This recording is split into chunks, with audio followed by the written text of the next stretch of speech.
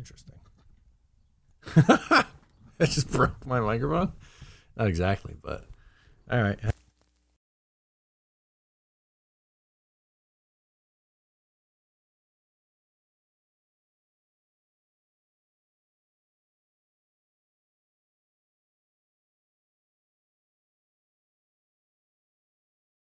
It was a little quiet today, but day 3 of free agency came and went, and let's talk about what happened with the New York Jets.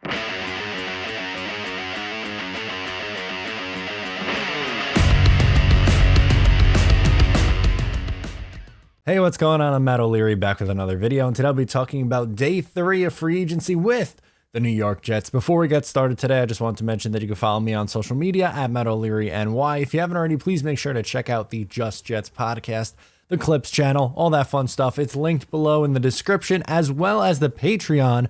$5 a month gets you bonus New York Jets content. Subscribe.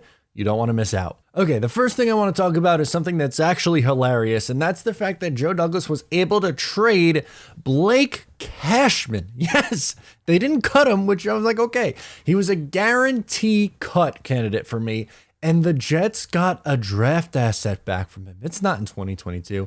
It's a 2023 6th round pick for a 2019 5th round pick that played 14 games in 3 years. Just an unbelievable feat for Joe Douglas. That might be his best trade yet.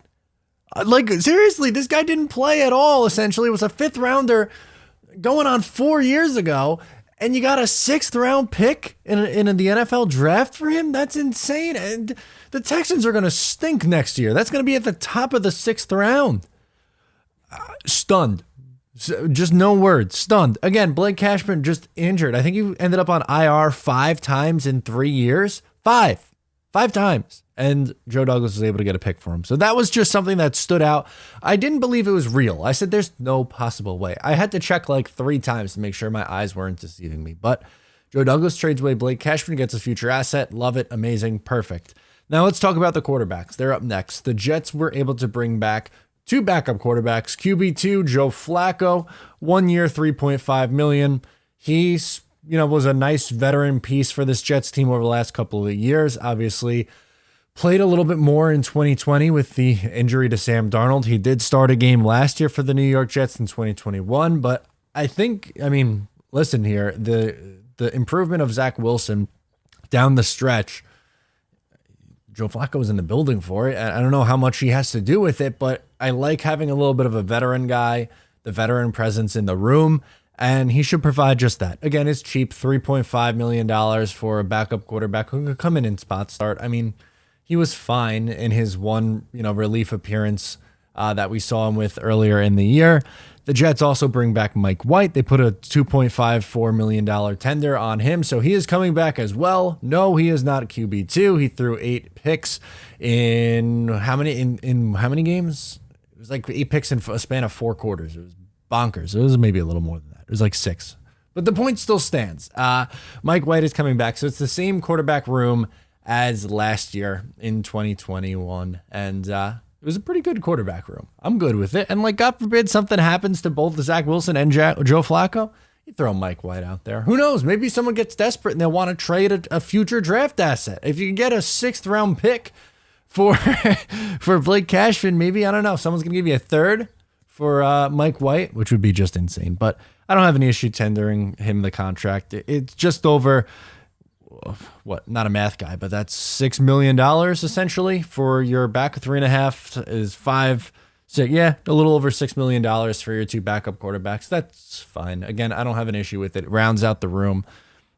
It is what it is. And then last but not least, Dan Feeney is coming back. 1 year deal. Don't know the money for it. It's not going to be a whole lot of money, probably towards the veteran minimum. Now, my point with Dan Feeney has always been this, and it will remain this for all time. I want to be best friends with Dan Feeney. He seems like an absolute blast to hang out with. I want to go to the Nassau Coliseum, or now UBS Arena, watch the New York Islanders, drink some beers, and have an absolute blast with the guy. I do not want him starting for my team. But hopefully it doesn't get to that point.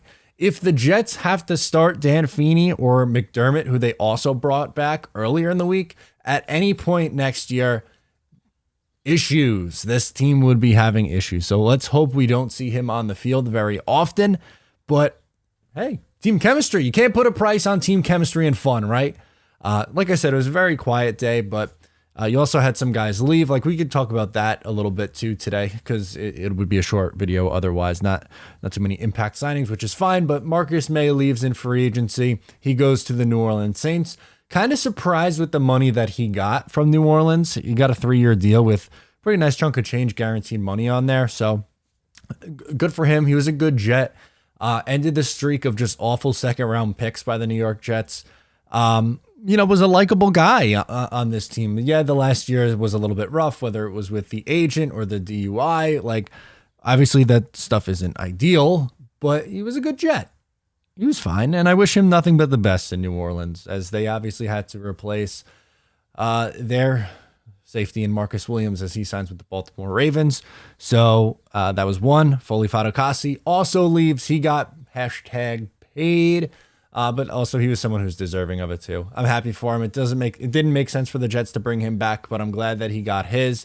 And you also had Morgan Moses go to the Baltimore Ravens on a 3-year deal. Really kind of like they can get out of it after 1 year if they really wanted to, but technically a 3-year deal for Morgan Moses, and he'll get a chance to start, which is something that he was not going to get here. So it makes perfect sense for why he was able to move on, or why he was looking to move on. Another one who came in was a stopgap piece on this New York Jets offensive line, and pretty good last year at right tackle. He plays. He gets nicked up a lot, but he plays through it. He's, a quality starting right tackle. Is he phenomenal? No, but he's steady. So that's what happened today. I know not as exciting as the last couple of days, but my favorite thing that happened today was Blake Cashman getting traded for a future asset. That's hysterical. Sound off in the comments below. Let me know what you think of day 3 of free agency. Once again, I am Matt O'Leary, and I'll talk to you next time.